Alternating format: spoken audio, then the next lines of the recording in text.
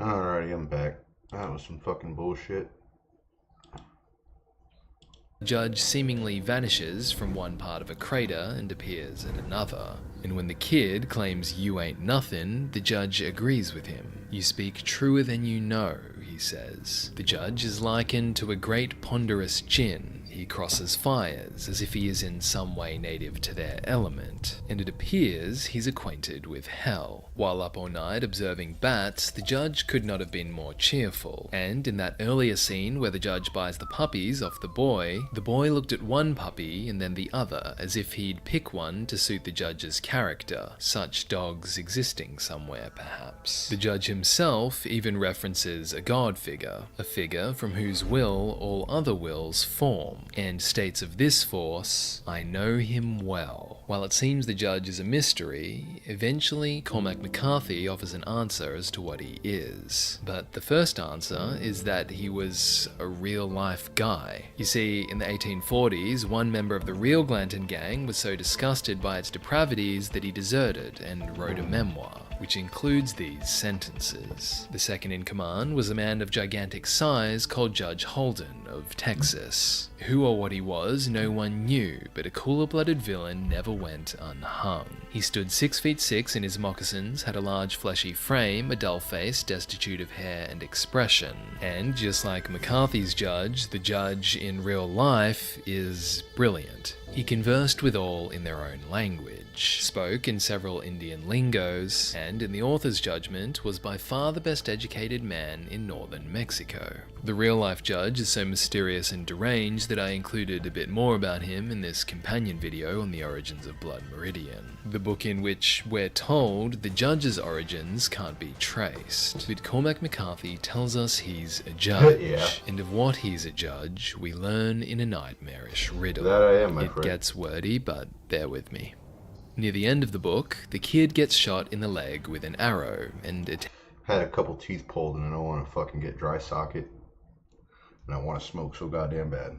attends a surgeon. The surgeon gives the kid liquor and bed, and in that sleep and in sleeps to follow, the judge did visit. The giant is accompanied by a worker in metal, a cold forger hammering out some coinage. And it is this false moneyer with his gravers and burins who seeks favour with the judge, and he is at contriving from cold slag brute in the crucible a face that will pass, an image that will render this residual species current in the markets where men barter. Of this is the judge, and the night does not end. And so what does that mean?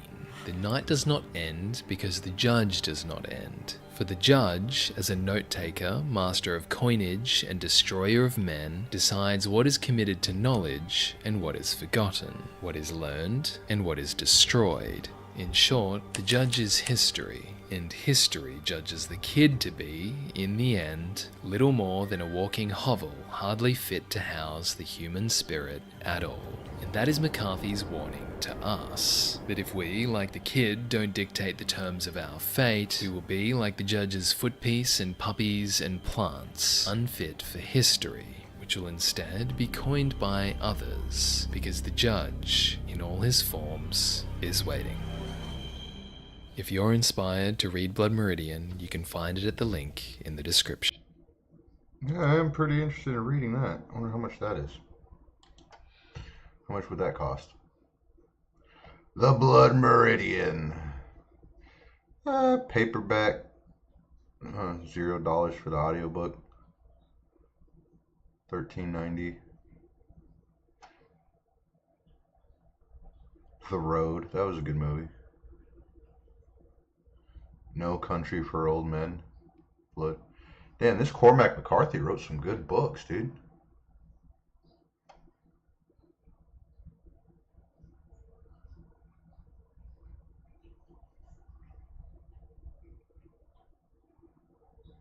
Huh.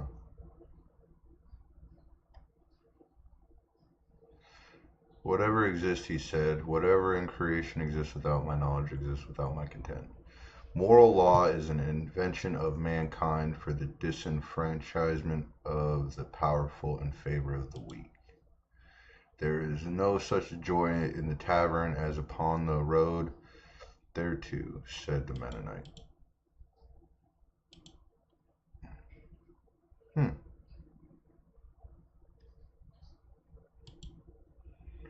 My interest is piqued.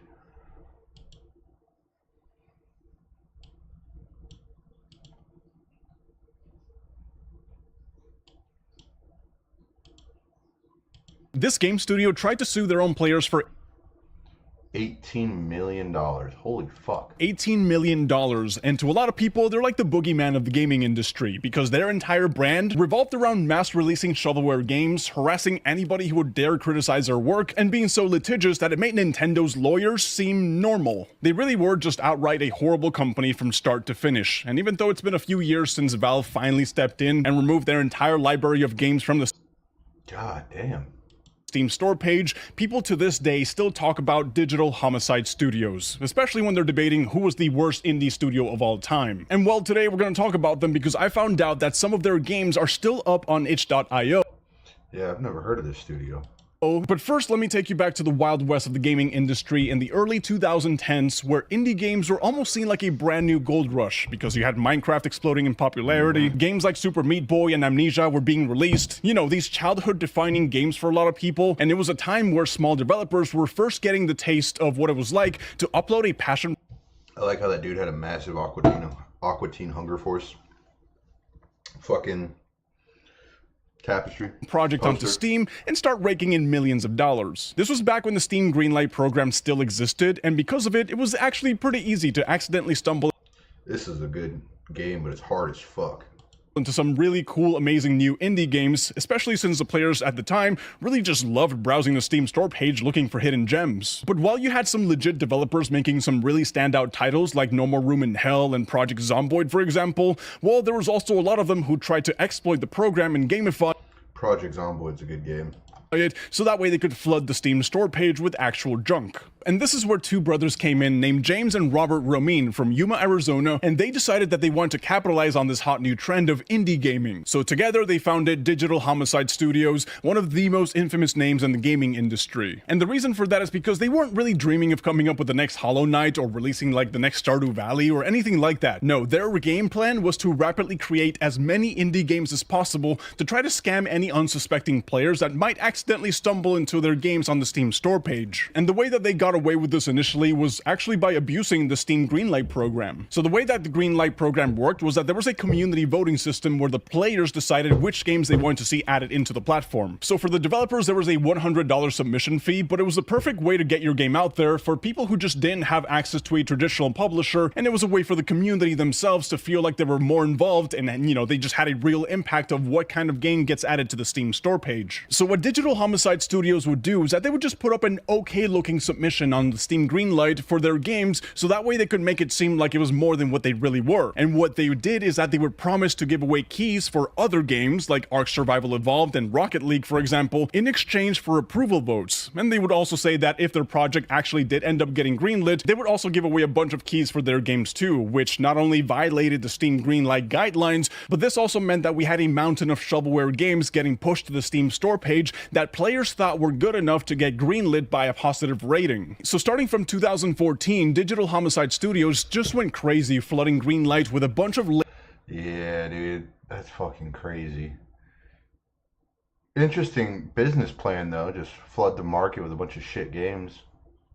lazy, poorly designed asset flips like the Slaughtering Grounds, Yeah, what? Galactic Hitman, Temper Tantrum, you know, the kind of stuff that makes you wonder if the developers themselves even played them to see if they were functional at least. One of their biggest ones was called the Slaughtering Grounds, like I mentioned. It was a first-person... Anybody ever play this shit? I don't think I've ever played that. shooter game where you have to shoot zombies and survive for a total of 16 minutes and 16 seconds to complete a level. There was 3 levels total, but like there wasn't any other objective other than to just shoot zombies with a very limited amount of ammo and then just wait for time to pass. This was the first game I played from them, and it was just comically terrible. Like the zombies would just stand around waiting for you to approach them. There was a huge... That's a zombie? Huge issue with not finding enough ammo, and like I mentioned, you just end up running around non-stop waiting for time to pass. You really just were not... What the fuck? They're biting at him.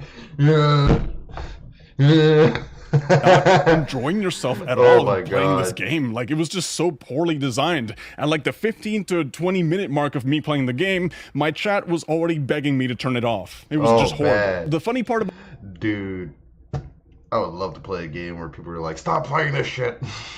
about the Slaughtering Grounds is that Digital Homicide didn't actually release it under their own name. You know, they didn't want people to associate such a terrible game with their actual company, so they originally uploaded it under the nickname Imminent Uprising. And for a lot of the Imminent future games that they Uprising. would end up releasing, they also just kept changing it up, going by names like MicroStrategic Game Designs, EEC Games, you know, just trying to make it as difficult as possible for players to connect the dots and find out who really was behind all these terrible games being posted. That was the did first this? layer. The second layer that Digital Homicide was going for was that they were managing to gamify the system after the players would start catching on and just completely destroy them on the Steam reviews. People would still give them a shot anyways, and the way that this happened is Yeah, people are always going to try out trash games.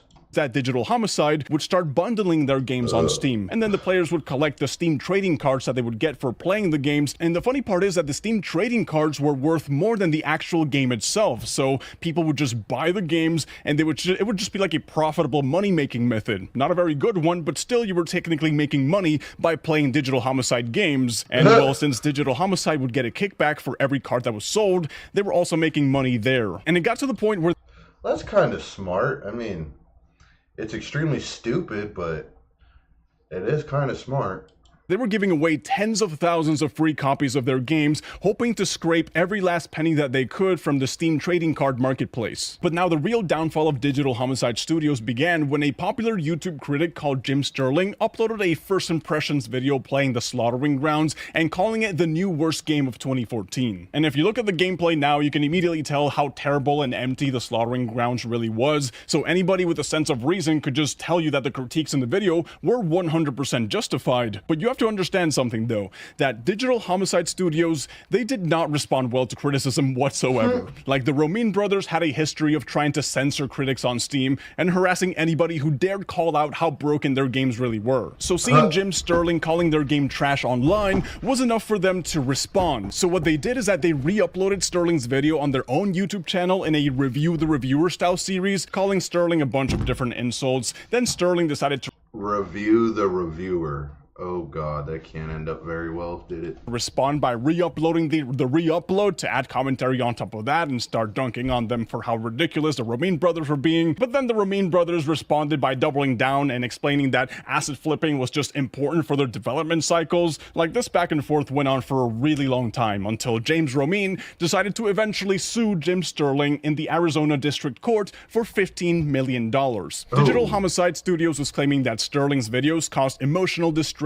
They killed video game sales. Now, obviously, this lawsuit was more about them trying to silence criticism, not really about whatever was being claimed. And well, the suit ended up getting dismissed in 2017, but it was basically setting a precedent of what you could expect from Digital Homicide Studios in the future. Eventually, though, people got tired of dealing with all the shovelware crap that was What the getting fuck? pushed to the Steam Greenlight program, and they started connecting the dots of who exactly was the company behind all these asset flips that kept getting posted under a bunch of fake names. And there was a group that was formed called the Digital Homicides that was specifically made to call these types of developers out that kept abusing the Steam Greenlight system. So by 2016, Digital Homicides games were getting blasted into oblivion with negative reviews, and pretty much everybody was just savvy of their terrible business practices. They kept posting the same games on Greenlight over and over again, hoping that they get approved, and they just kept getting reported and taken down because You know, if it fails the first time, just try again.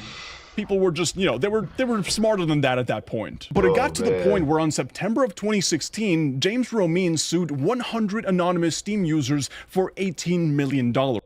How did that go?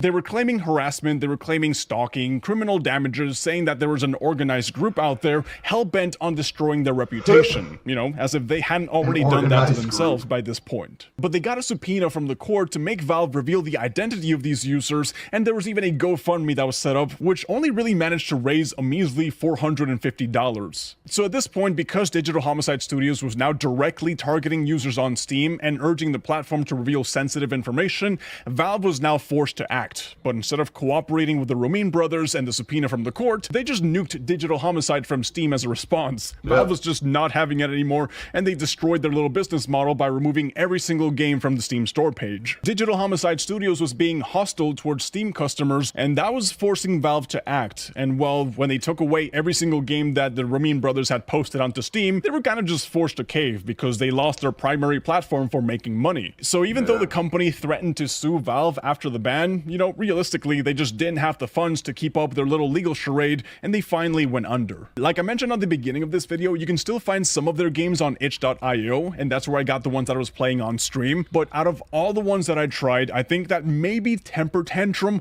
was the only one that was passable for like the first 5 minutes, because everything else was horrible. Devil's Share was terrible, Wyatt Derp was a trashy game, and like I mentioned, I played the Slaughtering Grounds, Galactic Hitman. You know, there was just a huge list of them. I skipped a lot of them outright because they just kept posting the same game over and over and over again with just like different skins. You know, it was literally... Yeah, literally. What the fuck? The definition of... These guys just need to make mobile games.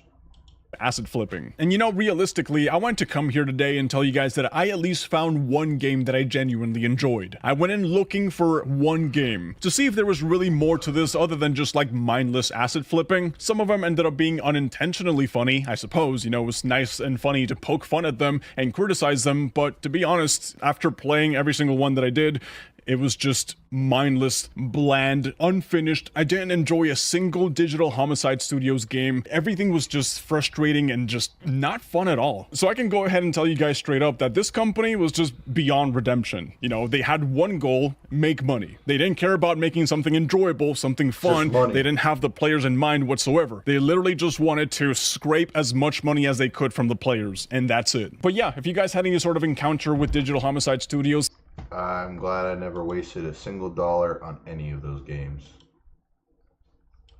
Thank you, Lord. Huh. Alright, CopyZilla, what we got going on? This YouTuber tried proving Whistling Diesel. people are lazy by turning $10,000 into $1 million, but he accidentally ended up embarrassing himself instead and promoted a guru who we're going to be exposing today. We could be doing hard labor, but instead the idea is mentality, success, and money. The YouTuber is Whistling Diesel. He has 10 million subscribers, and his name is Cody. His channel's motto: never ever clickbait ever. So you can imagine I'm pretty excited about this video because look at that title. He's gonna prove people are lazy with turning 10K into $1 million to prove people are lazy. But did that just prove you're lazy? I don't know. I don't have millions of followers, so I wouldn't know. a series showing people that hate money how truly possible it is to make money. Let's dive in and... Yeah, most people don't have 10 grand, dude. I don't have fucking 10 grand. If I had 10 grand right now, my life would be a lot easier and a lot better. clickbaits, how exactly that's gonna work. Alex is one of the world's top leading day traders. We're gonna turn He looks like an asshole. $10,000 into $1 million in one day. Oh. Yeah. Well, actually, that seems pretty lazy to make Yeah. That guy's eyes just got big, like he's like, ooh. $1 million in one day instead of being patient. But it also turns out to be clickbait because, of course, they don't make $1 million. But the setup is pretty simple. Cody Whistling Diesel plays this jokester who doesn't know anything. And then we have Alex. He's presented as our guru, one of the top day traders of the world. Alex is the world's expert trader, world's top leading day traders. And it's kind of a strange mix because Cody seems... Yeah, how do you even acquire that title? Like, oh, I'm the best day trader, this, that, the third. It's like saying you're the best at sucking dick, dude. seems to not take this seriously at all, while Alex is very serious. We're betting that the Japanese yen is going to get weaker and the New Zealand dollar is going to get The stronger. first thing you want to do when you come into the market, you want to find out of all the markets which one have the highest probability of going in one direction versus the other. You know, it was somewhere in the middle of this very simple Forex explanation that I realized, oh, these guys are selling something, or at least Yeah. Alex is. He's an expert who sells a course for $1,500 to teach people trading, which makes all of this pretty weird. But then What? $1,500 on how to trade? Dude, just download fucking Cash App on your phone and buy fucking a little bit of stocks here and there with dividends on it. Don't listen to these dumb fucks. Alex makes a pretty interesting admission about the whole experiment. I was actually interested in taking this trade before you pulled up. You would have lost your full 10 grand right there. Really? Yeah, all of it. Really? So we're gonna cut and we're gonna come back in 2 hours when this trade is 5 times the value. He's gonna let me borrow the Porsche and we're gonna have fun for a little bit while we're letting our money stack. Oh, that's not a good idea. Letting this dude fucking drive your car. We could be doing hard labor, but instead the idea is Mobile command unit. mentality, success, and money. So, in a quest to prove people hate money and are lazy, Cody shows up, nearly loses everything, makes one trade, and then takes a 2-hour break to drive supercars. Wasn't this whole video about hard labor and why people are lazy? Yeah, but Whistling Diesel, all he ever does is drive cars, though. That's like his thing. So, of course, they're going to go from making money to fucking damn near almost wrecking. Now it's about supercars and letting your money stack? Let's be honest, you That looked like good old Florida. need something before you can let your money stack. You need money. This is all starting to feel like an advertisement for Alex the Forex Guru. After all, Whistling Diesel is not a financial YouTuber. He knows nothing about that stuff. He makes car videos, but suddenly is spending 15 minutes learning about Forex. But just when I started to agree with the comment section, I got the video's real sponsor. Which brings us to our ad break while we're making revenue. A personal data protection system. Yeah, apparently that's the ad. Take at least 3 cents. I'm not gonna lie, I'm gonna be 100% honest. It's actually a lot better than I thought. Really? Yeah, I thought it was gonna taste like. Okay, we're gonna skip this ad too. So here's something interesting about Incognito. A reviewer from Business Insider shared their first-hand experience. Okay, never mind. That's still the ad. Let's skip that too and get back to what we only think might be an ad. Where are we at? So we were up We're probably at 89,000. No, 90,000 now. We're at 90. Oh, we're at 90. No, but we were. I saw it on the phone. 91, 92. So should we pull out at 100? No, this is gonna go more than 100 for sure. Really? Yeah, this is probably gonna be like 400 grand. No, for sure, 100%. But it's gonna take 2 to 3 days to get there. All right. So we missed a lot while driving supercars and doing 2 ads. We now learn we're in the money, and in 2 days, we'll have $400,000. But Whistling Diesel doesn't want to wait that long. Instead, he closes his trade for $9,000 in profit. But I started to wonder, what if they had held on to this trade? Because even Cody wondered how his day trader guru friend could just know it was going to go up so high. I don't know, you could wait it out or.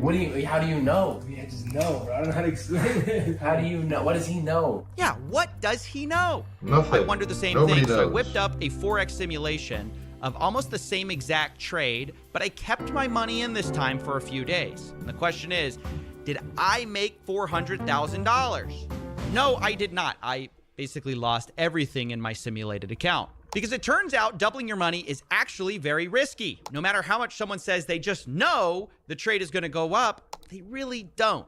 Now, I reached out to Whistling Diesel and asked him point blank if this entire video was an ad, but he insisted it wasn't. According to him, he was paid nothing except his profits. Alex, for his part, said the exact same thing, although he did admit that he has paid influencers in the past to collaborate, like Steve will do it. He also got Aiden Ross to give him an interview in exchange for using his Bugatti.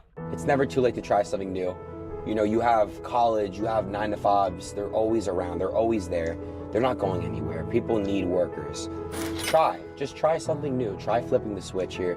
Try do something that you believe in yourself with. So, yeah, apparently those two got something out of it. Supposedly Whistling Diesel did not. If you even assume that's true, I still think it's worth digging into who this Alex guy is. And the question is it actually a good idea? Yeah, dude, that's the thing about being a financial influencer is usually you're a scam artist. To give someone like this your money, or to spend your money Forex day trading? Is it the secret to untold wealth? And how did Alex really get his Bugatti money? Well, of course, I asked, and Alex told me he made $7.5 million in the last 4 years from selling courses, actually. Teaching people how to trade, which is... So he didn't actually make his money trading. He just made his money teaching people how to lose their money. insane. Now, Alex claims that some of his money comes from day trading, but I never learned exactly how much. He said it ranges, but there's a famous lesson. There's more money to make selling shovels in a gold rush than mining for gold. Alex's website even says, I am a minor, can I do it? And the answer is yes, for $1,500.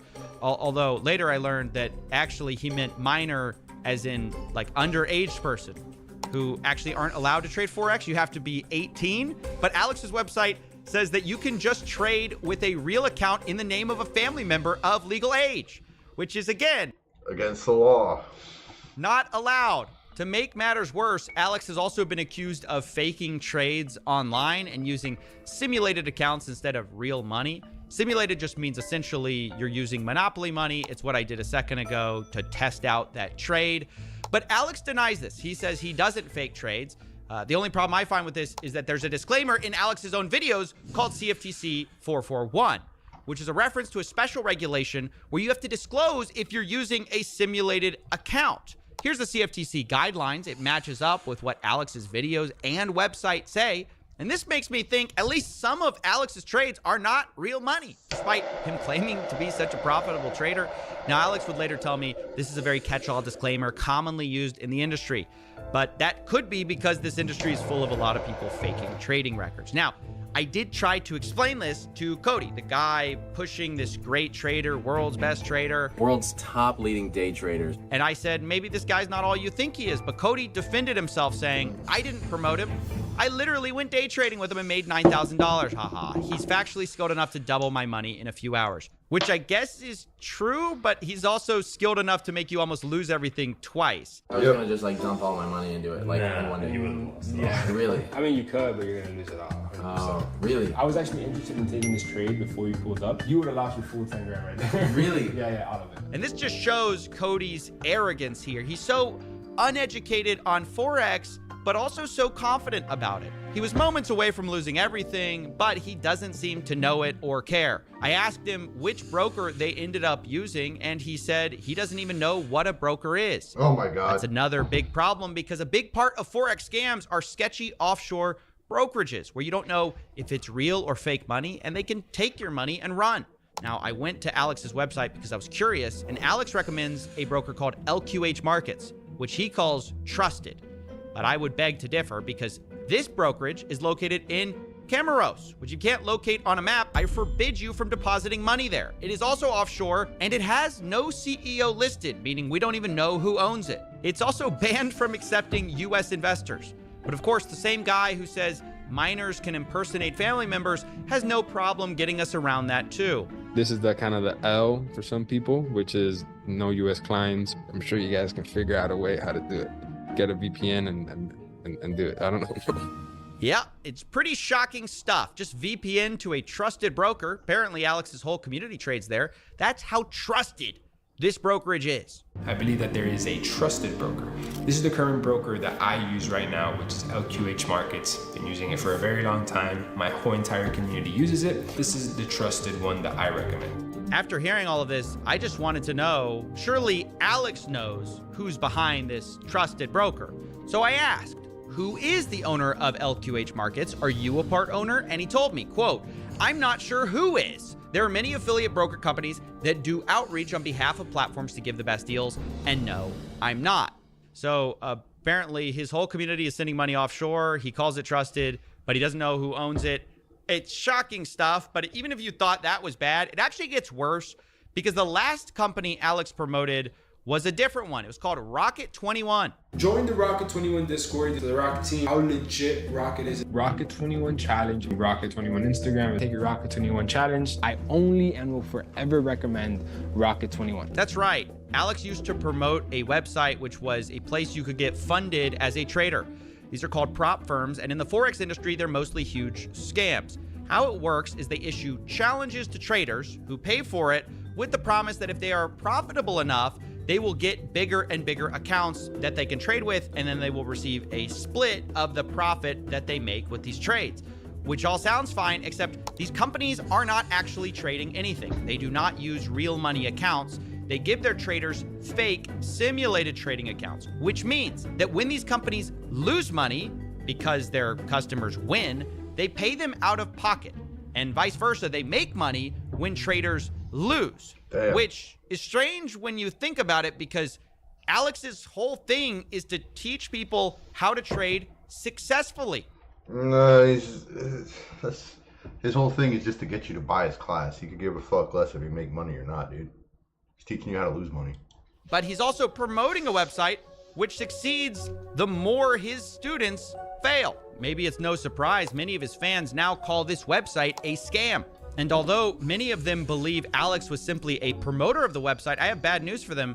Alex admitted to me that he was also a partial owner of Rocket 21, although he says he's no longer a part. But just imagine the conflict of interest here. You are purporting to teach people how to successfully trade, and you co-own something that makes more money the more people unsuccessfully trade. Yeah. Talk about a conflict of interest. It's also interesting to note that Alex at various points traded from a Rocket 21 account, saying he had $1 million account. But now that we know he was a co-owner of this company, and also that these were simulated funds, what are we even watching? A guy playing with Monopoly money? We're about to take this trade together on my $1 million account right now that I currently have from Rocket. So this is my $1 million account from Rocket. So we're literally gonna take this trade together. Like, I hope you guys see what a nasty business this is. And unfortunately, it's not just Alex. There are many Forex gurus doing the same thing, pushing these prop firms. What is a reputable, unlimited trading day that I know will pay me out? Check out Smart Funded Trader. Link is in the bio. If you guys want to check out the Leveled Up Society or the Day Trading Institution, you can also find that down in the description. Leveled Up Society. CFT continues to grow. People are getting paid, and people are telling their friends, and people are making money, and they're sharing that TFT is reliable, and that's why TFT is growing. And unfortunately, even if you do win and you make a bunch of money, many of these companies will ban your accounts or delay your withdrawals. That is something Alex is even aware of, which is why he addresses it head on in his promotional videos by doing a car giveaway. There's a lot of talks about there about, a lot of these firms not paying people out, being super scared. A lot of new firms pop up like every week. All these influencers, they just make their own firms. And I was talking to the team, to the Rocket team, and we're like, dude, if we give away a Lambo, we pretty much cash out $250,000 and we just hand it to somebody. This is to show proof that Rocket's gonna have no issue paying you out. There's literally no issue. Yeah, guys, no issues. The proof is in the Lamborghini giveaway. It's in the giveaways. Now, I happened to grab the last 5 reviews of this company on Trustpilot, and all of them are 1 star, reporting that there are delays or they are not getting paid from Alex's former company, which is obviously bad. But of course, Alex isn't the only one. He's just the one on the biggest platform at the moment. The Forex industry is full of scams, fakes, and frauds, and you should be careful when anyone makes earning lots of money seem easy. Despite what Whistling Diesel would have you believe, it's much harder to make $1 million than you think, and much easier to lose what money you do have. Ironically, Cody would know that if he had done a bit more due diligence and not been so lazy.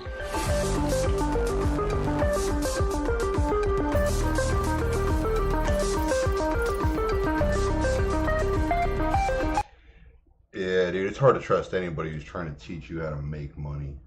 Especially because if they're going to charge you money, that's fucking weird. I think you guys try too hard to believe in people.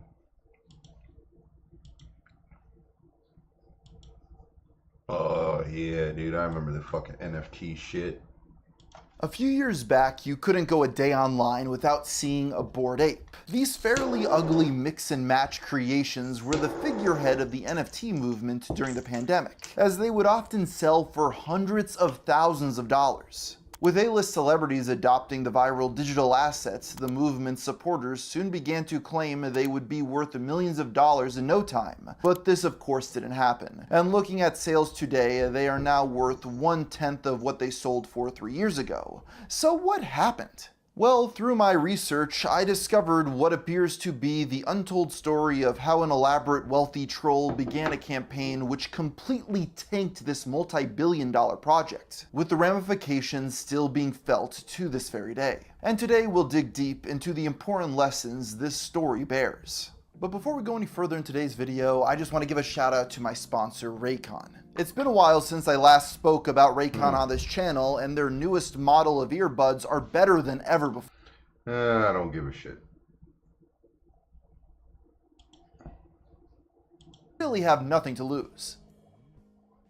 Before going any further, I think it would be useful to give a refresher on what an NFT is, since they haven't been relevant for several years. In short, non-fungible tokens are digital... I don't give a shit about NFTs. So every time that I think that there's no way Twitch will get worse, it does. And what does it say? Daily racist with Long Domu. What the fuck?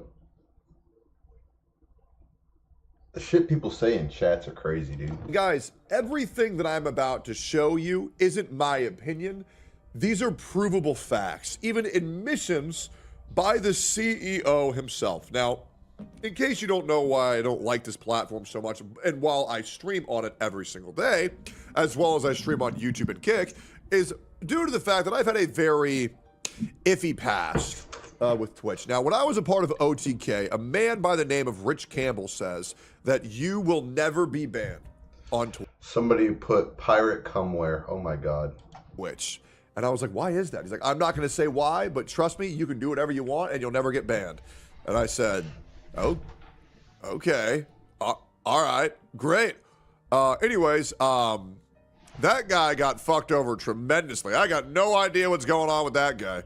Last time I heard, he didn't do the shit he was accused of, but I got no fucking idea. And the guy won't respond to my messages. But Rich, feel free to DM me if you ever want. I don't know what's going on with that shit. Although I do know he's probably chilling in a fucking castle, banging a porn star, going to Disney World every day. So who knows? But I've been banned on this platform more times than I'd like to admit. And I will say I've only been banned from Twitch. Wait, out of curiosity, has anybody a part of OTK been banned while a part of OTK? No, Extra Emily did. Extra Emily did. Okay. I'm so confused because when I was in OTK, I was doing the same shit, but my ass never got banned. Yeah, Asmund got banned too, but I don't know why. He was so confident. And for 3 years, I never got banned doing the most debaucherous shit. But anyways, I'm getting sidetracked. My conspiracy theory hat is going off like crazy right now because I don't know why the fuck I'm getting banned so fucking much. Anyways, I call a fat bitch fat. I call an OnlyFans girl a whore.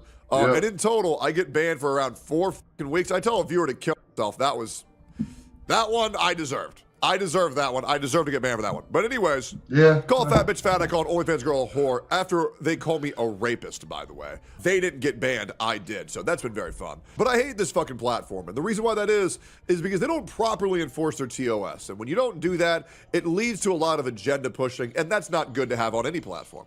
So there's a new issue that we're finally addressing. Let me rephrase that. It's an old issue that we're now finally paying attention to by the word of viewbots. Now, viewbots is something that I myself am very familiar with due to an old channel by the name of Fextra Life.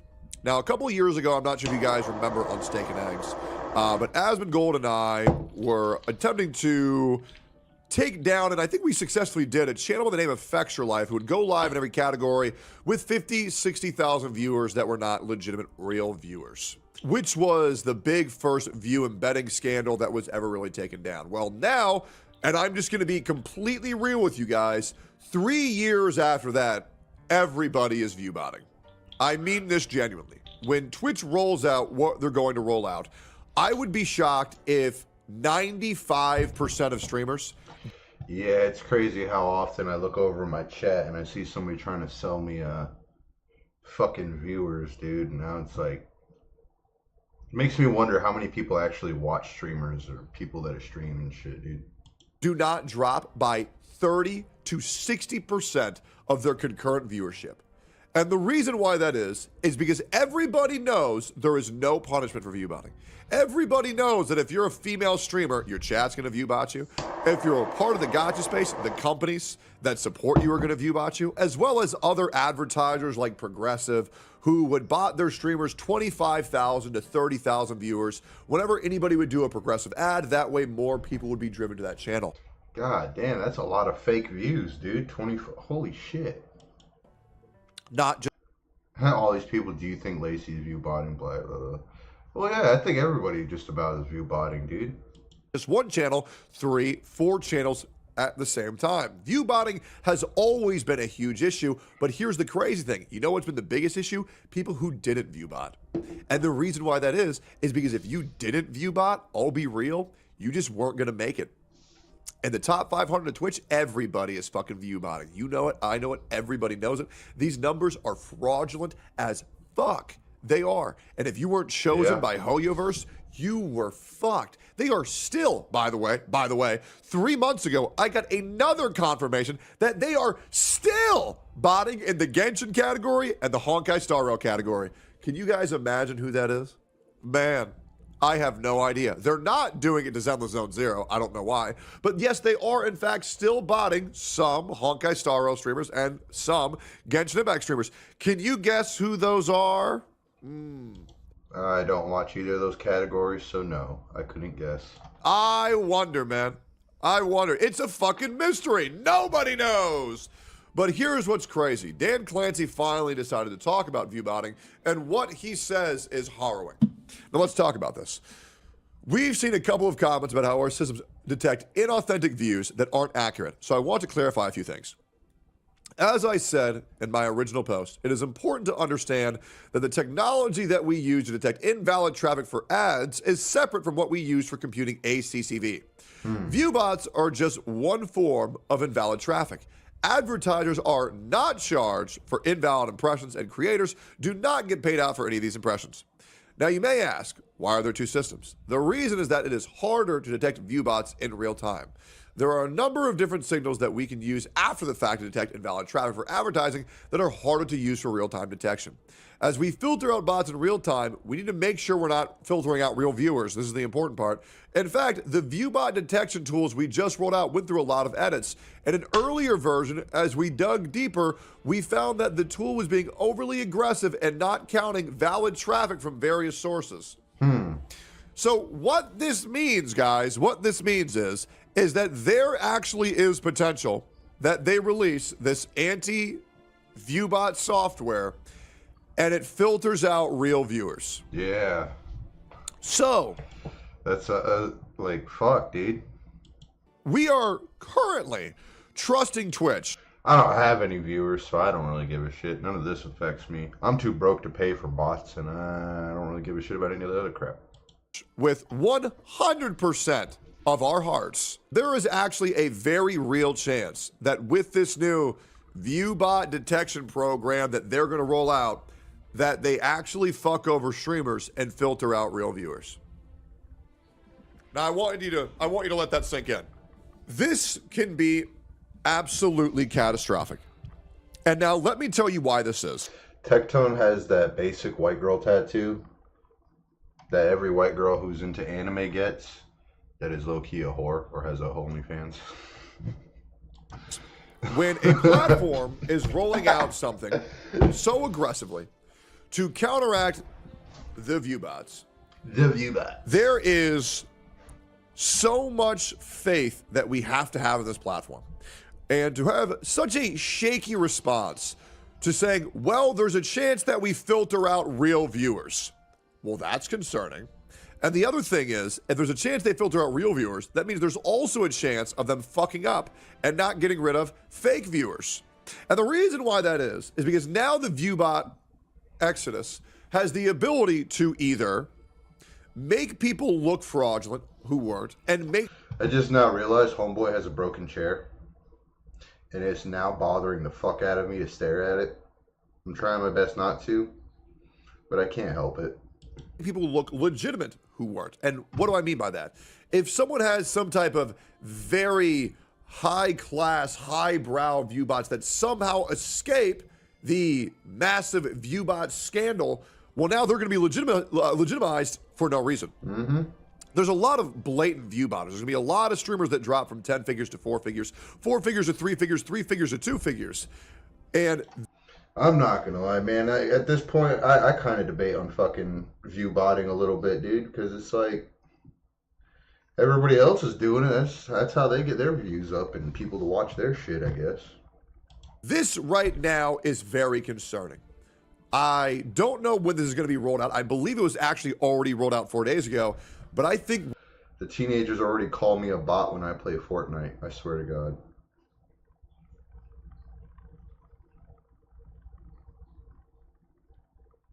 Real viewers would have to be so low IQ to be considered a bot. What you doing, Tech? we're going to see a lot of fucky view counts very, very, very soon. Who is going to get fucked over and who isn't, we don't know. But such a unsure response and already saying, yeah, an earlier version that we had a couple of weeks ago was getting rid of real viewers. Well, Dan, I'm going to be real. That's really worrisome because you can fuck over a lot of people for no reason, especially if you're permabanning their viewers. Let's keep going here. 50% of Twitch views are bots, probably? Oh, I absolutely agree. I do. Yeah, that's what I think. Oh, guys, I absolutely do. Like, I'll go and click on somebody streaming shit, and it's just like, they'll have like 2,000 or 3,000 people watching, apparently. But it's the most boring fucking stream and shit. At least these guys got something to say, man. They got opinions and stuff, bro. Like, fuck. As we've said, we are rolling out the update gradually right now so that we can monitor it and make sure there are not any issues or mistakes. The second point I want to make is around enforcement actions. Taking enforcement action against view bots is complicated, as it The guy said, I'm a bot. can be difficult to conclusively determine if an individual streamer is responsible for the view bots on their channel. Now, I do expect that most of the view botting that we see on channels is being driven by the channel owner. However, if we were to suspend someone for view botting, then the easiest way to attack someone on Twitch and get them suspended would be to send view bots their way. Oh. What we can do with a lot more precision is identify the view bots themselves. That is what we work hard with to detect and remove from Twitch. View botting is not unique to Twitch, and in fact is, and by the way, while I do believe that banning people who are view botting is 1,000,000% what you should do, the problem is that it is very hard to detect. But the other thing is, if there were channels that were solely being made off of view botting, they're going to fall off regardless, and then they'll quit. Yeah. And that's just the truth. They will. They will just simply quit. Now let's keep going here. View botting is not unique to Twitch. Very true. And in fact, there's a problem across all social media. Very true. While historically we've been able to address this problem for advertisers on Twitch, view botting was still a challenge for direct sponsorships. We rolled out these updates in part to address the direct sponsorship issues. We're talking openly about the changes we're making because we think it's an important conversation. I have seen some numbers shared on social media about the number of top creators that are view botting, and I can tell you those numbers are just flat out wrong. I think that is scary how inaccurate that is. I genuinely do. Dan Clancy lives in a world of like, how do I best describe this? It's like he lives in a box, and anything that goes on outside that box isn't real. I think it is legitimately horrifying how big of a lie that is when Dan Clancy, the CEO himself, is saying, yeah, guys, the top streamers definitely aren't view botting. Yes, they fucking are. Like, this is... Well, you know, his fucking butt buddy Hassan is part of that group of people, so he's going to sit here and... The top streamers don't view bot. Yeah, they do. Such a wholly one brain cell take, it's fucking ridiculous. It is so blatant how many top streamers are view botting. Not a couple hundred, not a couple thousand. Tens of thousands of viewers. Guys, I even know a streamer who's botting 14,000 right now that I have a feeling isn't going to go live for a while. Yep. I have a feeling they're not going to go live for a while.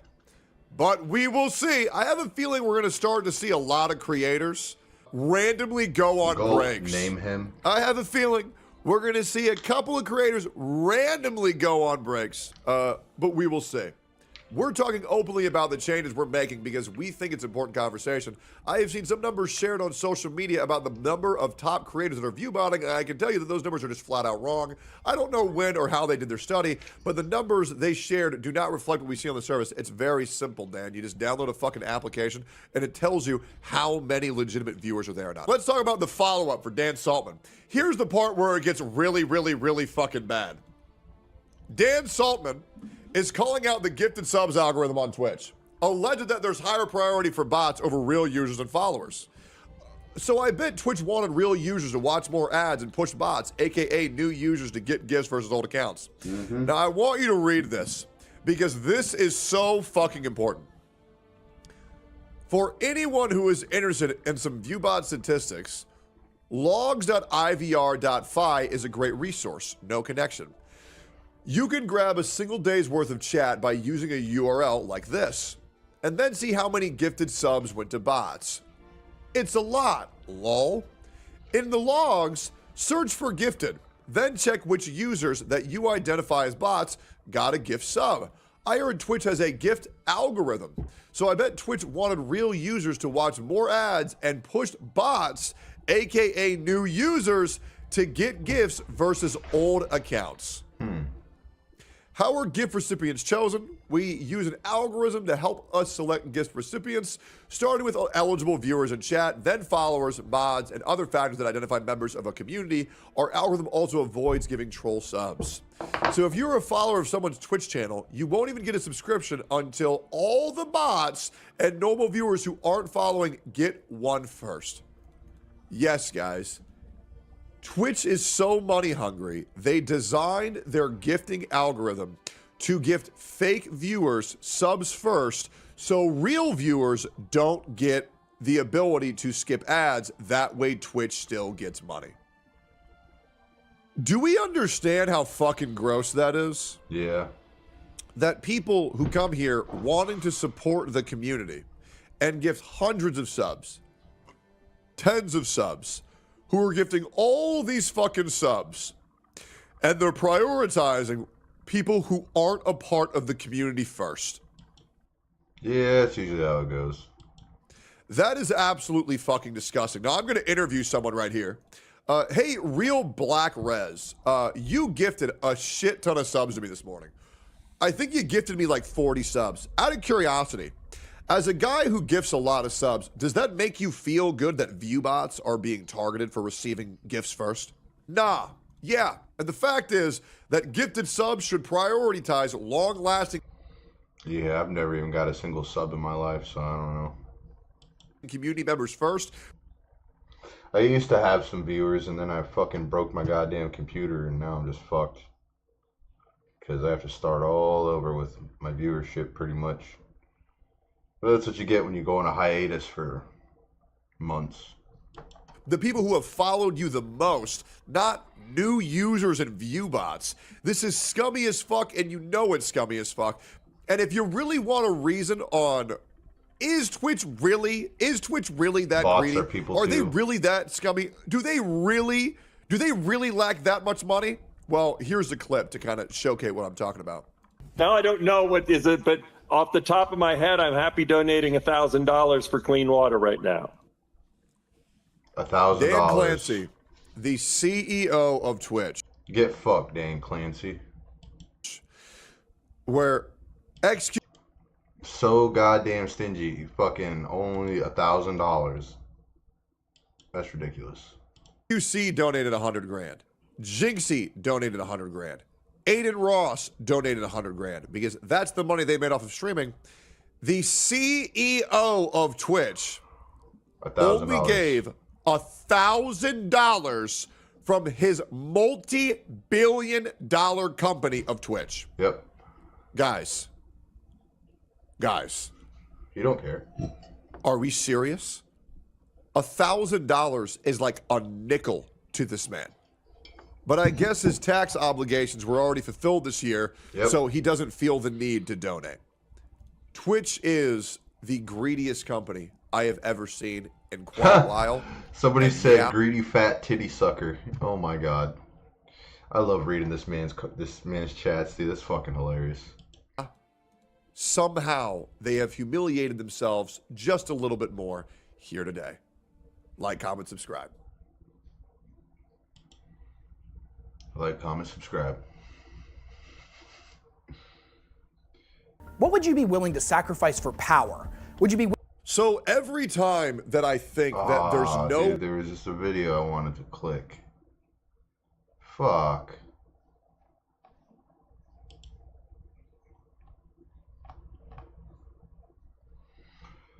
Well, I missed it.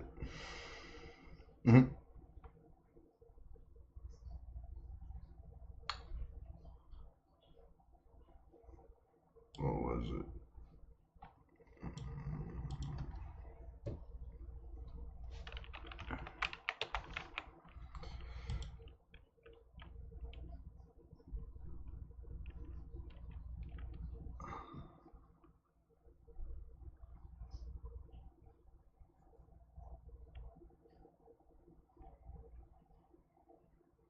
I'm sure all of you have noticed, but over the last year or so, I've watched a lot of body cam footage. There is something Yeah, unfortunately, I've watched a lot of that shit too. endlessly interesting about seeing a crazy situation unfolding through the eyes of an officer's nipples. And in general, body cam content has really exploded online, especially on YouTube and TikTok in particular. It's gotten so big, in fact, that now there are channels dedicated to faking them for the sake of making like really outrageous or very inflammatory content that is presented as authentic. So that way, people share it, get upset, and they get tons of money off the AdSense from these completely fraudulent body cam videos, and they have been really, really raking in tons of money. A month ago, I made a video covering the YouTube channel known as Bodycam Declassified. This channel has blown up over the past few months, making fake body cam arrest videos with inflammatory titles and content that they present as real to get millions of views. Scott Schaefer made 2 videos covering this topic specifically. That's fucking crazy. Did you read all the clickbait on their fucking videos, dude? Holy shit. Specifically Bodycam Declassified, who seems to be the biggest culprit. Their videos go viral, at least were going viral pretty frequently, and people were under the impression that it was all legitimate. So they went viral on multiple different platforms. When I'd stream and I'd watch like a police chase or something where a guy hops in a fucking lawnmower and cranks it to 10 miles per hour for the slowest speed chase you've ever seen on the East Coast, and I would be inundated with requests to check out this catalog of cuckoldry here with these fake body cams from people that were under the impression that they were real, because this channel presents them as such. Since my initial video on May 29th, Bodycam Declassified has uploaded a total of 10 new bodycam videos, and interestingly enough, 3 of those... Entitled model mistakes cop car for Uber. Fake cop does traffic stop and gets arrested by real cop. Mall security guard thinks he's a cop. Does not end well. Steals car and sends a cop flying. Parks too close to train.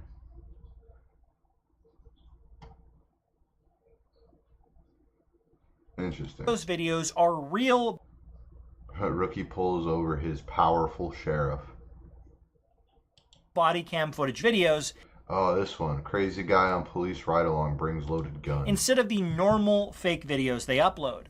It seems like they are doing this to trick new people into thinking they are a legitimate body cam channel, but if you spend 15 seconds watching their videos, it's clear by the Darman level acting which ones are actually fake. It really...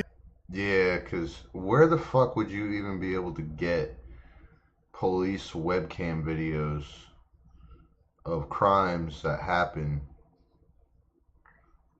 Because I don't really see the police posting them things on their YouTube channels.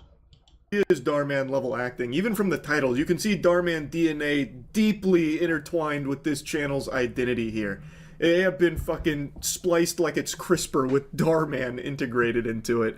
Like their most popular video about the black FBI agent and how the officer lives to regret it, that kind of thing. But anyway, Scott Schaefer points out that since him and others were talking about Bodycam Declassified, they tried a new tactic of uploading real body cams that were dropped in the middle of all of their fake ones to hopefully confuse people into thinking that it was real, because if they have these morsels of actual body cams mixed in with their fake ones, people will be more likely to think the fake ones are real by giving them... That's kind of a...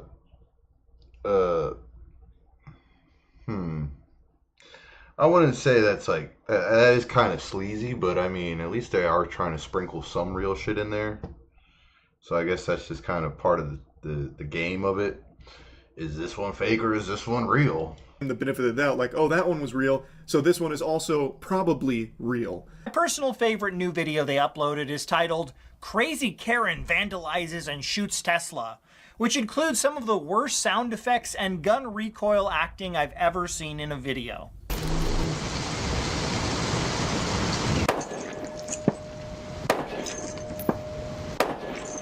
What the fuck is that?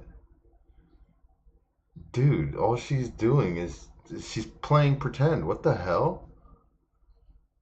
Anybody who's ever shot a gun or been shot at will tell you that's not a gun, dude. That's not how they sound. What the the fuck is she doing? Shooting target practice? You want to make that sound hitting a Tesla. I know, the footage is hard to look at. It's too realistic. It's shocking. You can see why so many people... And if it was real, dude, they would have a fucking video off the Tesla showing that lady shooting that shit. You'd probably see a spark or something coming out of that bitch. People were deceived by high-quality forgeries like this. I do really like this one as well. The way that she, like, ugh, as if she's fucking shooting a... Yeah, she's like shooting a fucking hand cannon, dude, apparently, dude. Bazooka at the Tesla here. This is how, like, a child thinks a gun works. Excuse me, ma'am.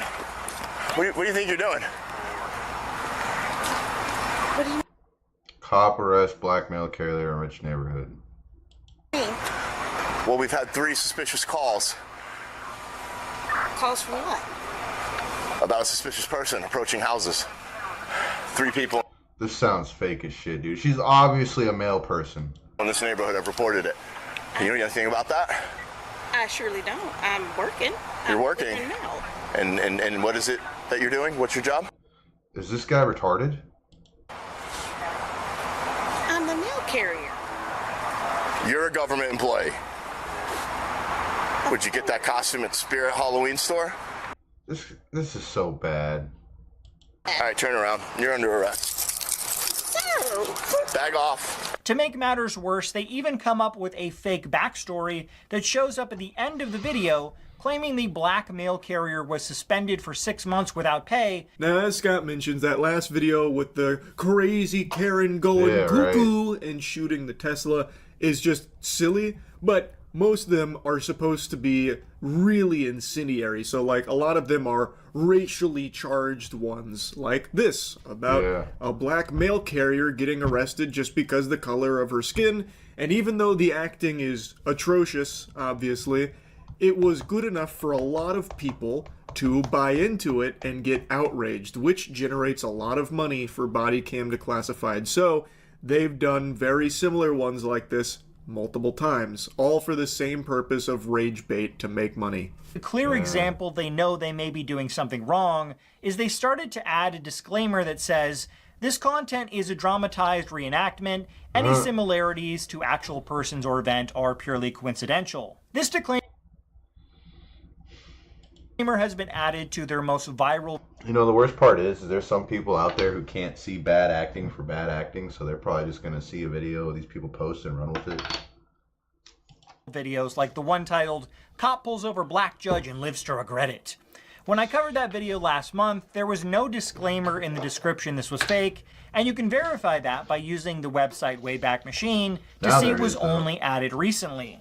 They also aren't adding this disclaimer to any of their new fake videos, and seem to have only done this to the videos that went really viral. Yeah, so the disclaimer was absent when those videos were uploaded and when they were gaining all their steam. It was added after the fact when they had already popped off. Kind of, it seems like, as a way of covering their own ass, because they got so popular and they made so much money off of it that they probably thought that there was a chance they could get in trouble for it, because it is presented as if it's genuine. They go out of their way to try and make these extremely real with no indication that they are reenactments, as they call them.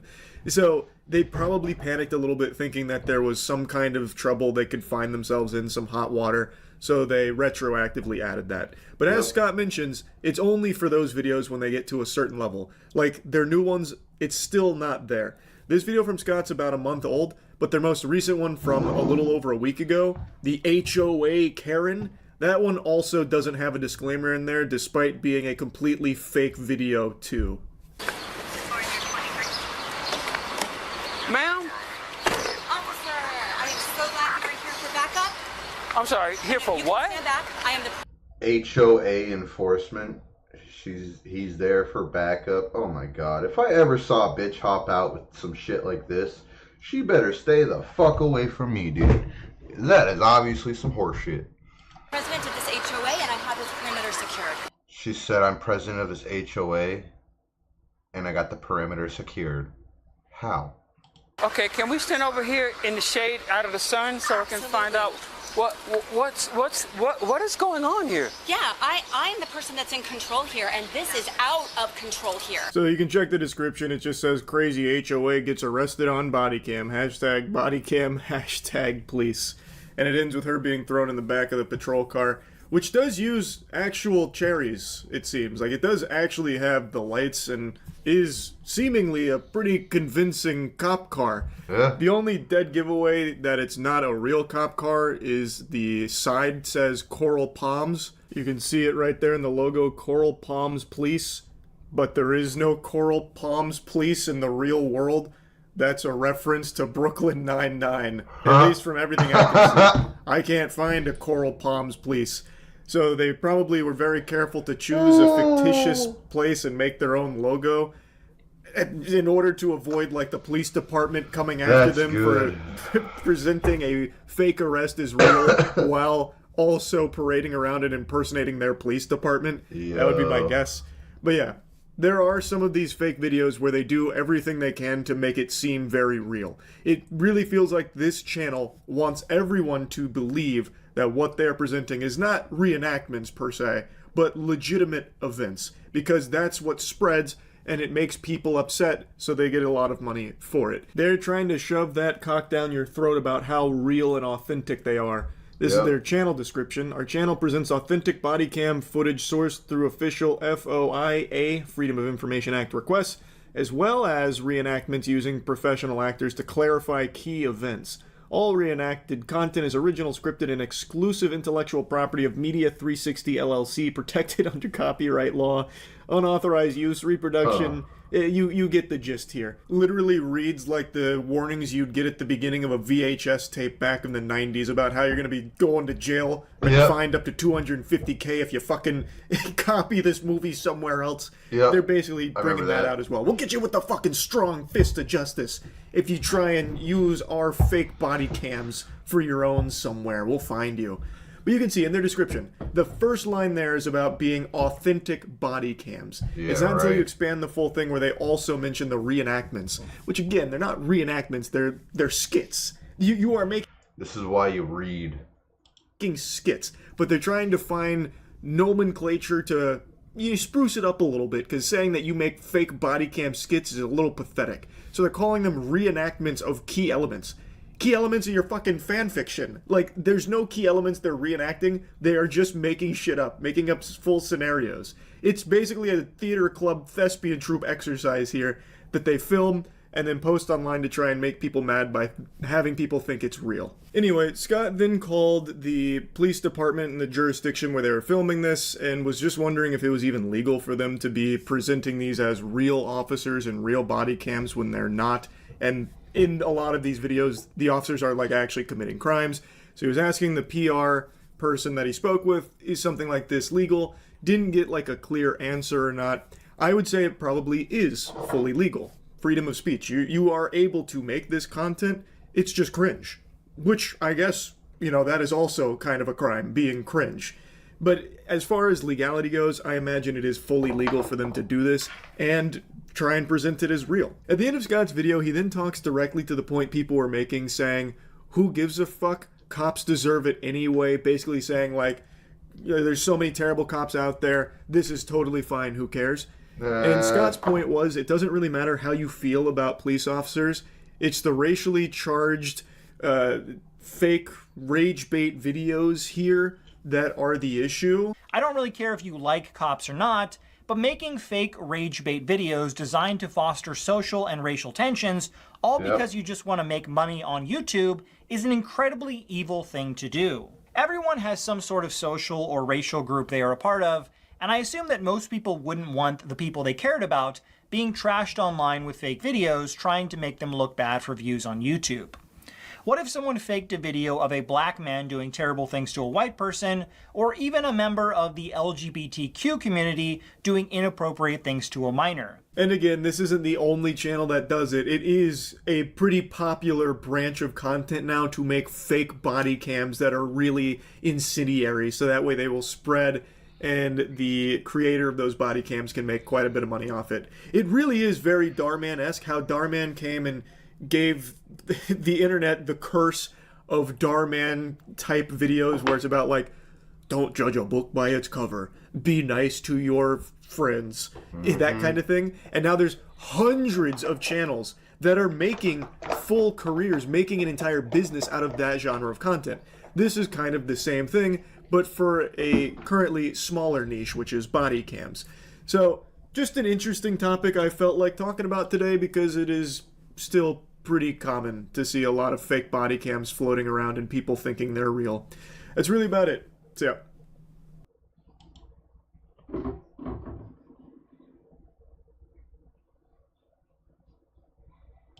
Oh, sovereign Please deal with the most citizen. insufferable sovereign citizen ever in this one turn. Yeah, sovereign citizens, dude. Oh my god, that's a headache and a half to deal with right there, dude.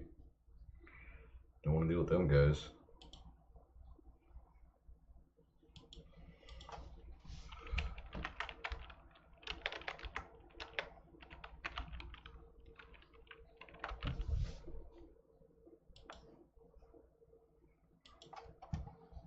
Alright, hopefully this will pull up. I'll try to play this.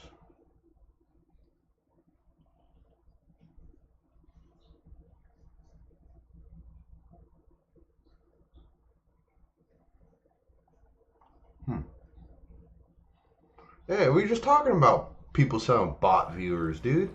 Fuck you. Play tutorial, create lobby, join lobby. Voice detection tips. Say spell names once, do not say them over and over. Your microphone peaking too long will cause voice recognition to fail. Place your mic further away from you if you want to scream spells, and do not scream directly into it.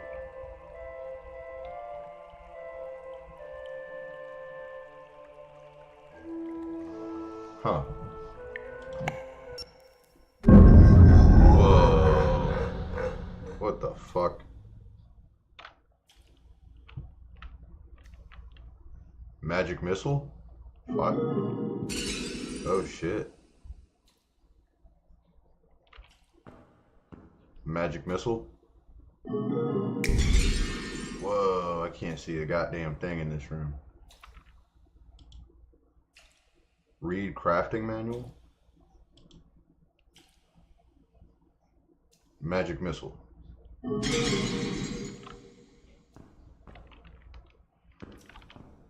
the hell? Fireball? Or all I have is magic missile. Scroll to... Oh. Before I grant thee entry into the mage arena, you will first need to pass the Academy of Sorcery's final examination. If you find it too dark, you may light the central brazier with your torch by equipping your torch and holding down your left mouse muscle. Good.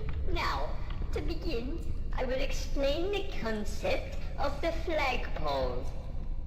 In each team's base and throughout the map, you will see flagpoles, such as the one here.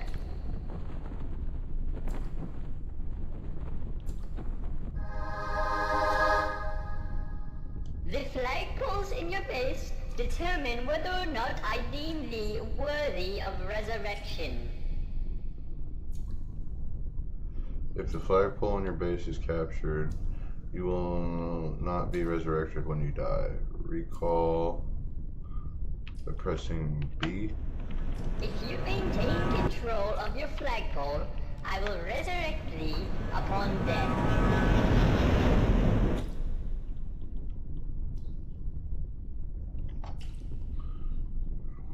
Indicates if you will resurrect upon death.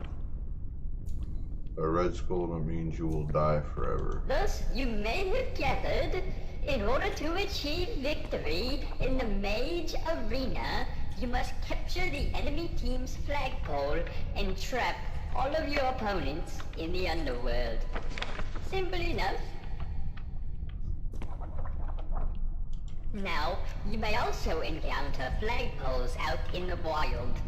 If you manage to capture a flagpole out in the wild, I will grant you resources that you can use to craft items.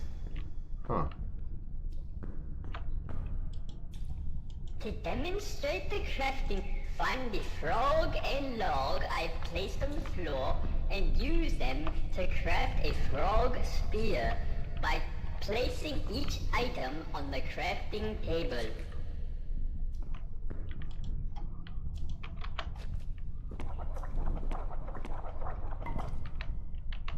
Good. Now, let us move to the sorcery section of the examination. To begin, please equip your spellbook and flip to page 1 by pressing your 1 muscle. In order to cast spells, Fireball. you must speak the proper... Excellent. Now flip to page 2 of your spellbook. The spell Frostbolt is cast by speaking the word freeze. Freeze. Pronounced free. Good. Now flip to page Freeze. 3.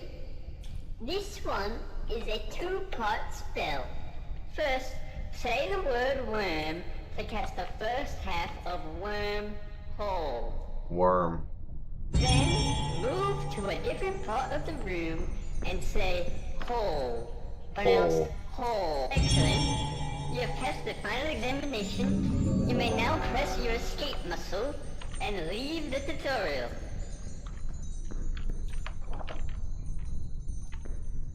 Magic missile. Yeah, bitch.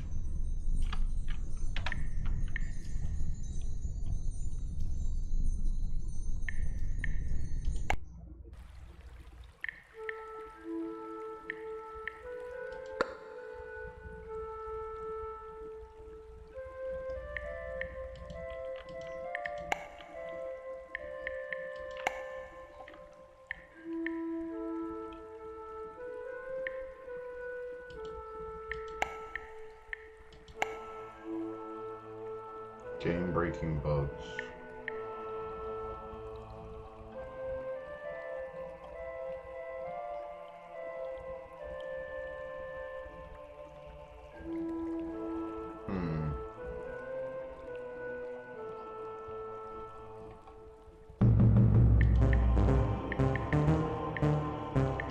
Should I create, make private, make public?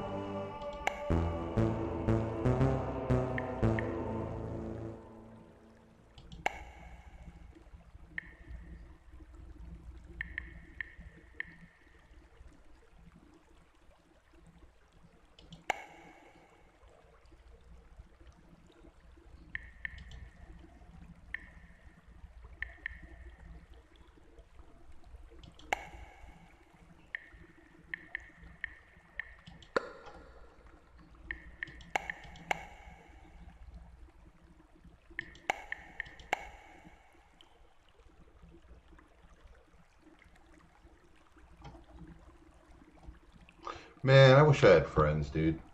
I have like no friends.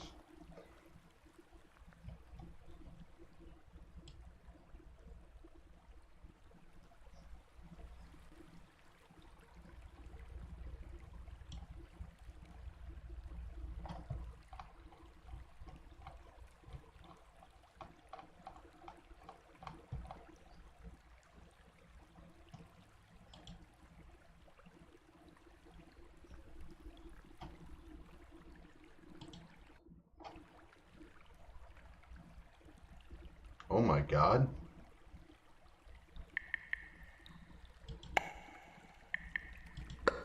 You got people with some crazy high levels in this shit already, dude. Like, god damn.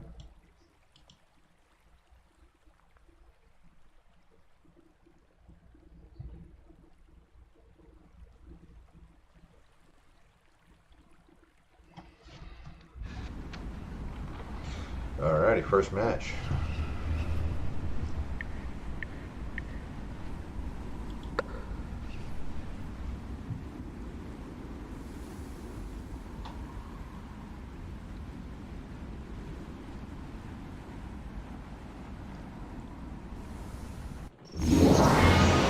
Baby, all right, boy. Boo, boo, boo, boo.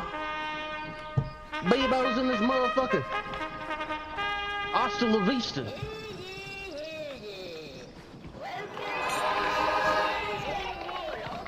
Yo, we got sticks. We got frogs. Oh, hell yeah. You got a frog spear. Oh, shit. Yeah, go lick him. Wait, can I lick it? I think you lick it lick him with it. What does it do? With that spear. Yeah, I don't know. You like that? Yeah. Wait, hold on, let me turn around. You know I'm a munch. Shit. The soup man. This one. That's what they call me in high school. The soup man? Or the ass eater? I was a soup man. That's right. Freezer? Your boy had swamp ass out the ass. Oh, I thought you ate soup out of some ass, dude. Magic missile. Yeah, maybe. Wait, yo. Shut. Warm? Somebody just drank soup out of the ass. Oh, in the what? Just gonna guess it was game. Fireball. Hold Q to see the map. Magic missile! Is there a map? Magic missile. How do you see the map? What's the button? That's a weird button. It's also a weird map. Warm? Fireball. Can you just say whole or you have to say warm? Look at that, see? Oh, so you can say both. Yeah, you say one to... I'm trying to get Biden blast. I think that's in the mausoleum. Now, does it have a cooldown? Yes. Oh, damn. Now, I want you to say this one, because in this... That'll disappear in country. Oh, so it's a portal. Oh, shit. Fireball. Magic missile.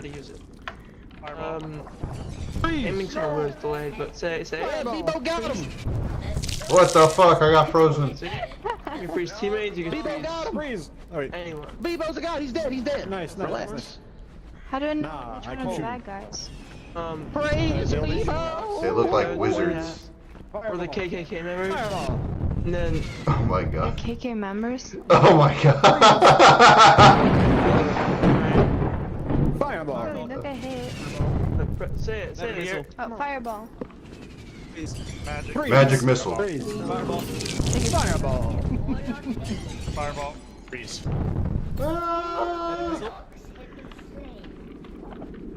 Freeze. Fireball. Fireball. My bad, dog.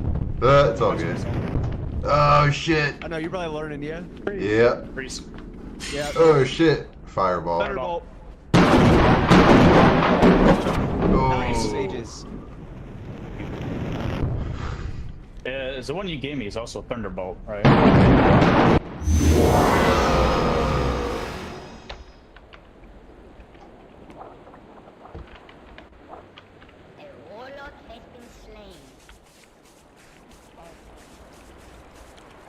Magic missile. Magic missile. Okay. Easy to grab all the things. Hold Q. The map. This guy. So like, if he's been. Hey Mustard. You're a good boy. I want to be a good boy. Freeze. Okay, so that works. You want to regulate your teammates. The warlocks have captured the mushroom farm. Enemy, right? I can just say, oh hey sorcerers, what's up? Say I'm a sorcerer too. You can trick the enemy. Like it's allowed. So if this is a red guy, that means don't die. Magic missile. Bars. Rock. Fireball. Rock. Motherfucker's got Fireball. Thunderbolt. Fireball. Magic missile. Ah! You died again. Fireball. God damn, I suck. You better keep Biden blast right this goddamn second.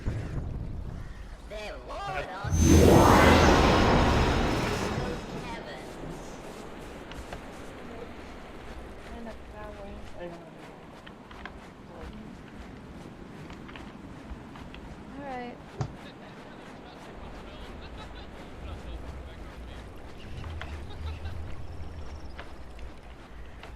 A warlock has been slain.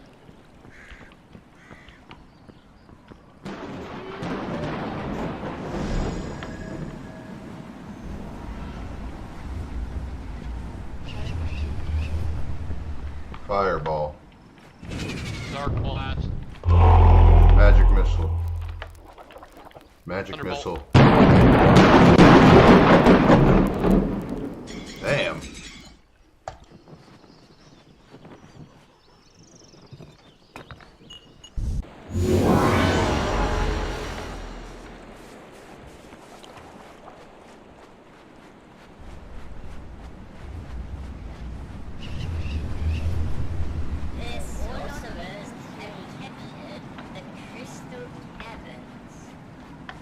course they have. I don't even know where the hell I am.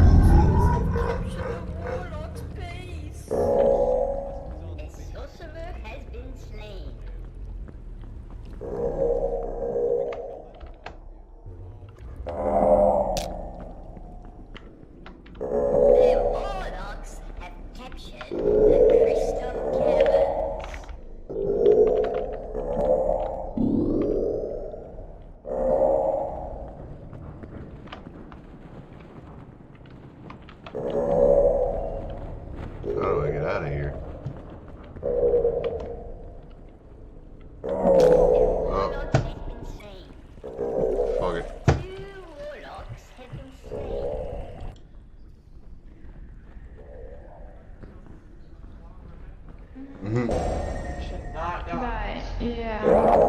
Fuck you. Yeah. Yeah, to see the map, I know. I don't know how to get out of here. Teammates don't move for the next 3 seconds. Don't get it. Yeah, keep moving. Buster. No moving. Buster, no moving. Guy in here, no moving. Cobblestone's your only teammate left.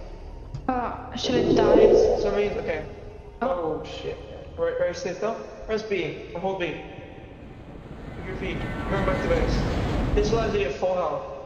Oh, really? Yes, yeah. And they can always shoot your mic, by the way, so go shut the door. Oh. Go shut it. Hey, you got... Yeah, my bad. I accidentally ate frog soup. How Hey, you do I got, shut it? And you woke up to hold E. No, no divine. Alright, word. Yep, Hey, guys. Then you go back to your... How's it going? Go back to your flag. Go back over here. Yo. Go back over here. Okay. You gotta hold it to your wrist back. Damn, man, they're just trying to learn. Magic. Yeah, fuck learning, right? Fireball. Can we kill Bebo? Magic. They're all dead in there. They're all dead. Oh, fuck me. Yeah, What the hell was What the that? fuck is that? They're all dead in there, bro. Fireball. Oh, their teammate. Yeah, what's up?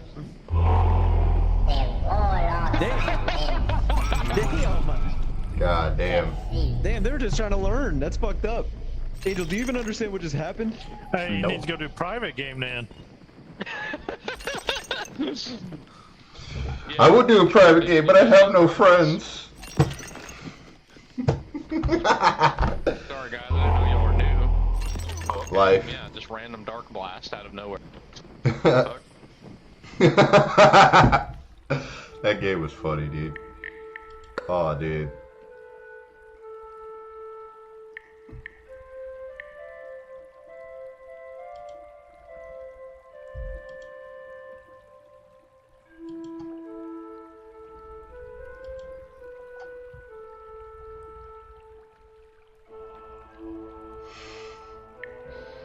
Level 1. Good lord.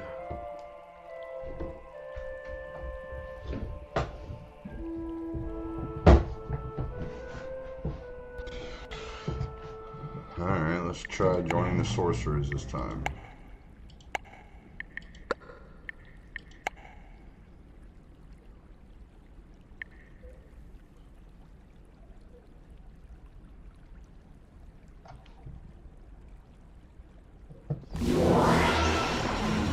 You're like, Yeah, I'm here.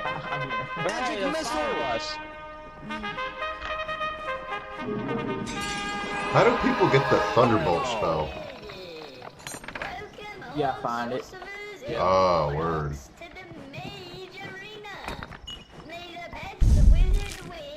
I will 1 second. Craft. Put this number down. Ingredient, and I'll make you a powerful magical soup. Oh, hold on. And get the crystals. Please. Spammy, spammy, Not spammy, spammy. rivals, right? Open this. You did, Listen here, warlocks. motherfucker. fuck do I do this? There's nothing in there. I stole someone's walking stick. It was mine, idiot. Oh. Okay, mine now. The warlocks have captured the frog bog.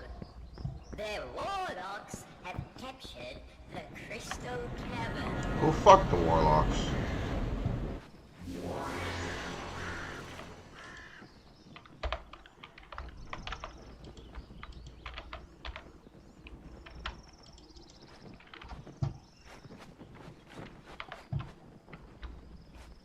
A warlock has been slain. How did they get out of here? The sorcerers have captured the mushroom biome.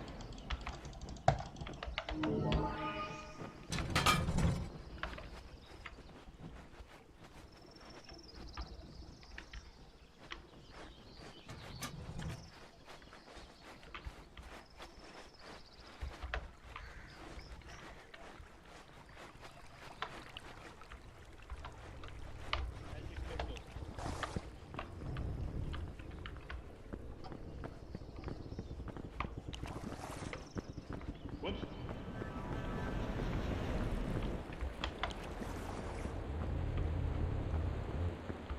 Magic missile.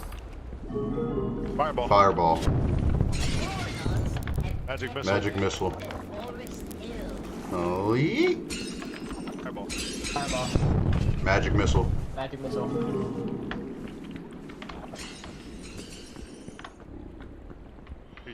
Fireball. Fireball.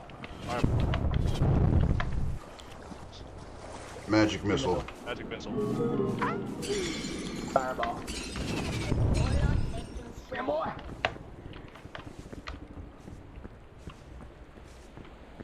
Yeah.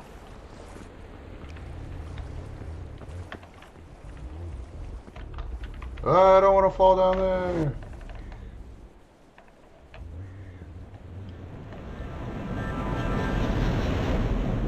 Get me out of here.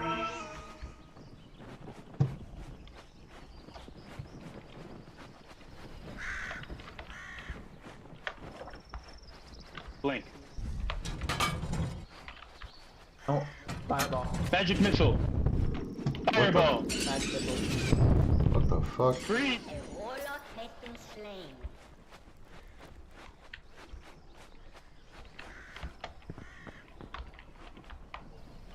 Say, why'd you attack me, dude? Alright. Fireball? Where the fuck that thing was? Blink. Blink. Fireball. Magic missile. Fireball. Warlock has been slain. Ah ha ha! Fuck you, warlock.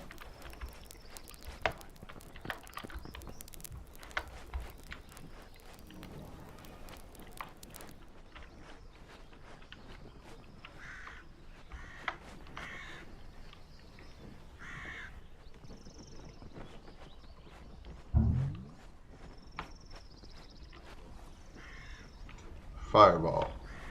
It's me, motherfucker. Oh, whoops. Whatever, dude. It's only my second game. Kiss my ass. Still don't even know how the hell you guys get all these other extra spells. Like, one guy was saying blink, whatever the fuck that means. What about this one? Dark blast.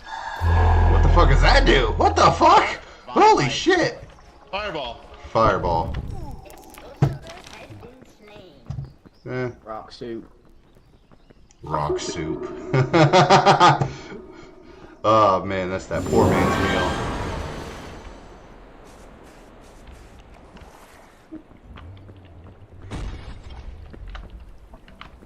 The warlock last time, fucking wizard this time. I don't know what the fuck's going on. Fuck you. Oh shit.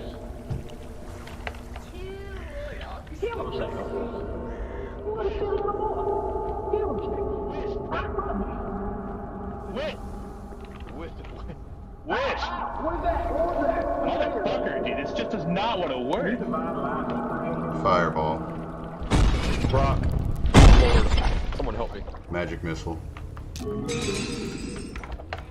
Fireball. Fireball. I can't see a single thing. I don't know where I am. Fuck. Fireball.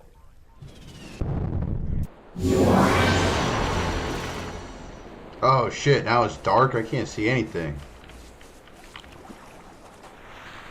The fuck did it get nighttime?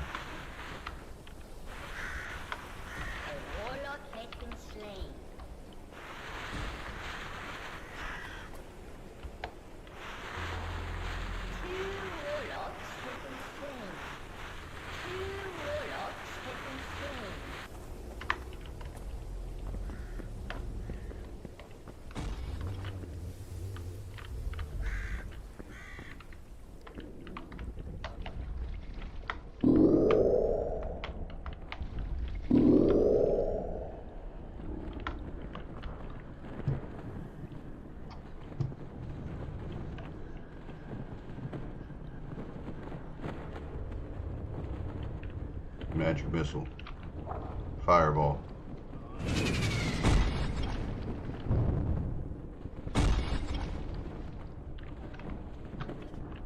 Fireball.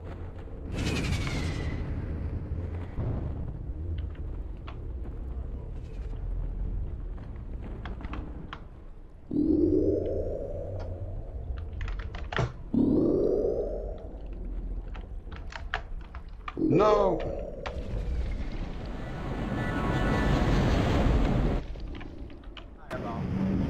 Yeehaw.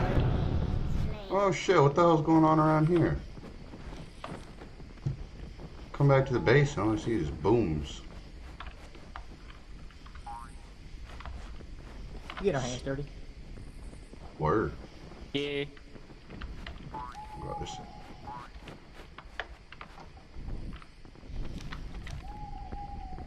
I got you, boys. Divine light.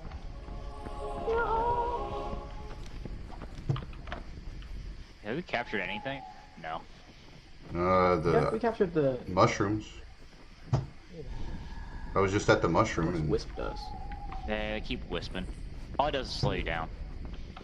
Do we want to launch an offensive, or? I think we do. I mean, I got 4 pages. Yeah. Alright, let's go. Stick together, we're unstoppable. Oh, there's a guy. He's bringing us stuff. Just frozen. Oh, that was me. Oops. I didn't mean to. Make sure I have my ready.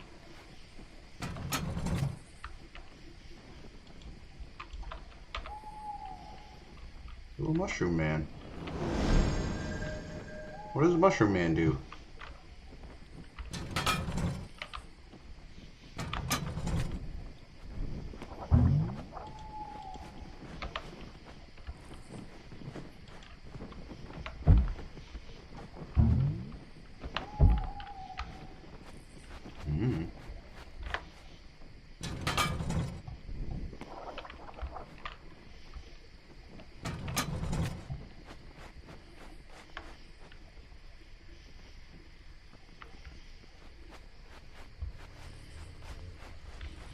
Fireball.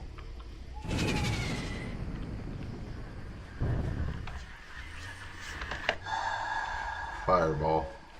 The sorcerers have captured the forest hills.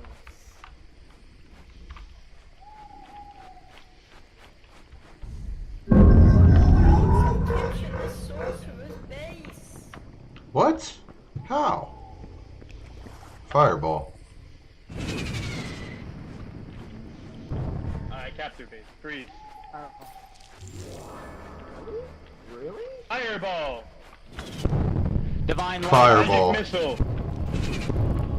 Rock. Fireball.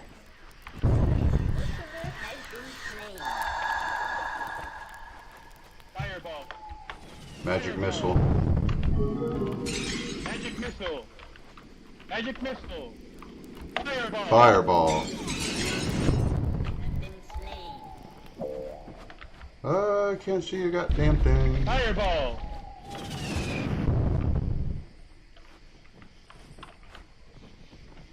Fireball. Fireball. Fireball.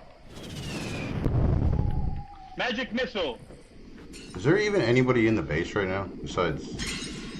Are you a sorcerer or a warlock? What are you? I'm a wizard. I'm a sorceress. Fireball. I think I'm a wizard, dude. Oh, sorry, Joel. Very chill. Fireball. Fireball. Fuck this. A warlock has been slain.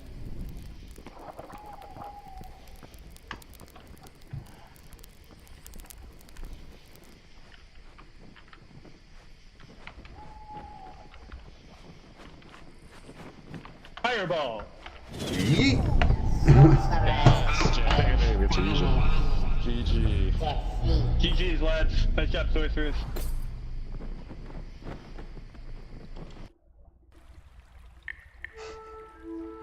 God damn, I suck ass at that game, dude.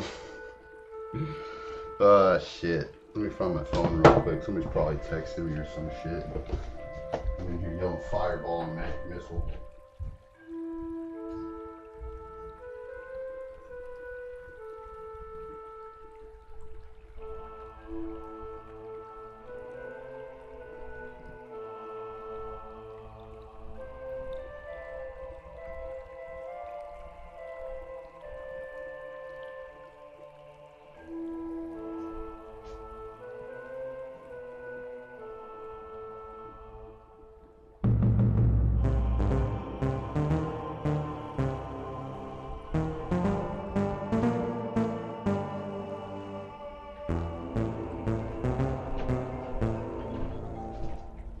Oh, it's down there. Oh, shit. Ugh. And I forgot, I have no friends. Nobody ever messages me.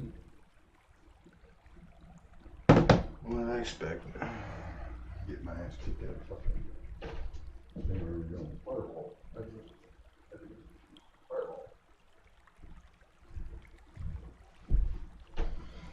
Getting my ass whooped. Ah, shit.